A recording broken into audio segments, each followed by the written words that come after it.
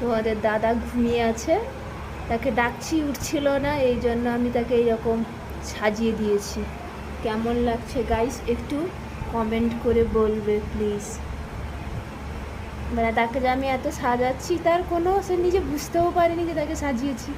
ঘুম থেকে উঠবে, মুখ ধুবে, এসে যখন আয়না দেখবে তখন বুঝতে পারবে যে তাকে আমি কিভাবে সাজিয়েছি। আমি তো বলে দিব যে আমি সাজাইনি, আমি জানিই না। কেমন লাগছে তোমরা একটু কমেন্ট করে জানাবে প্লিজ। আরও গোঁপটা এঁকে দিইনি, গোঁপটা এঁকে দিলে ভালো হতো।